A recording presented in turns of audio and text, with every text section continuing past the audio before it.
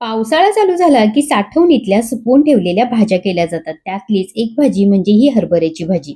नमस्कार, मी Anushka. Anuj kitchen diary 23 मध्ये तुमच्या सगळ्यांचं मनापासून स्वागत.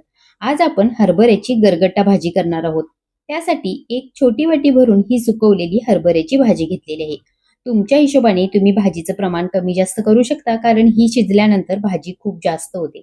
आता इथे त्याच्यासाठी आपल्याला 2 चमचे बेसन लागणार आहे आणि अर्धी वाटी भिजवलेली तूर डाळ घेतलेली आहे. मी घरची तूर डाळ वापरली. तुम्ही हवं तर बाजारातली वापरणार असाल तर ती सुद्धा वापरू शकता.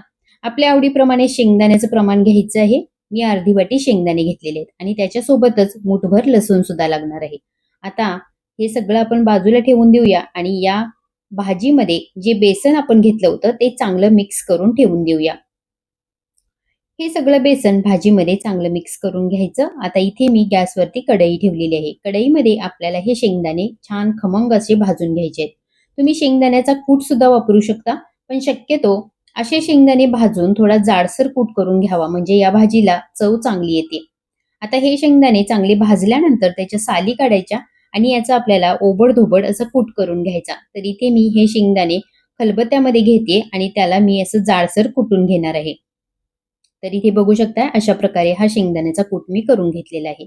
आता याच्यासोबतच आपल्याला ही जी लसूण आहे ती सुद्धा कुटून घ्यायची, जी आपण फोडणीसाठी वापरणार आहोत. तर इथे मी लसूण सुद्धा छान कुटून घेतलेले आहे. आता इथे फोडणीसाठी कढईमध्ये मी एक छोटी वाटी भरून तेल घातलेलं आहे.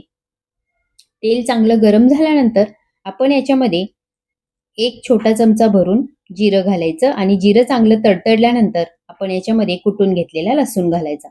त्याच्यासोबतच 2 सुक्या लाल मिरच्या इथे तुकडे करून मी घातलेले आहेत. याला हलकं परतून घ्यायचं आणि मग आपण याच्यामध्ये अर्धा छोटा चमचा हळद घालायची. आपल्या आवडीनुसार तुम्ही याच्यामध्ये लाल तिखट घालू शकता. मी साधारण 1 ते 1.5 चमचा लाल तिखट घातलेलं आहे. हे सुद्धा फोडणीमध्ये चांगलं परतून घ्यायचं. मग याच्यामध्ये भिजवून घेतलेली तूर डाळ आणि जे दाण्याचं कूट होतं ते सुद्धा घालायचं आणि फोडणीमध्येच याला सुद्धा आपल्याला चांगलं मिक्स करून घ्यायचं. आता या भाजीसाठी इथे मी साधारणतः 1 ग्लासभर पाणी वापरलेलं आहे. तर हे पाणी मी गारच वापरलेलं आहे. मी काही गरम पाणी घातलेलं नाही. तर इथे मी आता याच्यामध्ये 1 ग्लास पाणी घातलं आणि चवीपुरतं आपल्याला याच्यामध्ये मीठ घालायचं. झाकण ठेवून आपल्याला ही भाजी यातली डाळ 50% शिजेपर्यंत चांगली याला वाफवून घ्यायची. आता या पाण्याला उकळी आल्यानंतर यातली डाळ सुद्धा आपली 50% शिजली जाते. साधारणतः 5 मिनिटं लागतात. त्याच्यानंतर आपण याच्यामध्ये जी ही बेसन मिक्स करून ठेवलेली भाजी होती ती एका हाताने सोडायची आणि दुसऱ्या हाताने ढवळत याला चांगलं मिक्स करून घ्यायचं. या भाजीमध्ये कुठेही गुठळ्या झाल्या नाही पाहिजेत. आता याला जास्त घट्ट असं करायचं नाही. थोडंसं आपल्याला याला पातळच ठेवायचं, कारण आपण अजून थोडा वेळ ही भाजी शिजवून घेणार आहोत. त्याच्यामुळे ही भाजी अजून घट्ट होते आणि जर तुम्ही एकदाच ही भाजी घट्ट केलात तर मग ही पूर्ण कोरडी भाजी होईल आणि मग त्याची गरगट्टा भाजीसारखी चव लागणार नाही.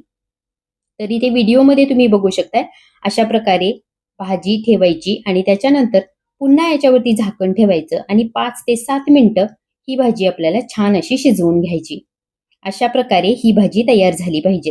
तर इथे तुम्ही बघू शकताय आपली ही गरमागरम हरभऱ्याची गरगट्टा भाजी तयार झालेली आहे.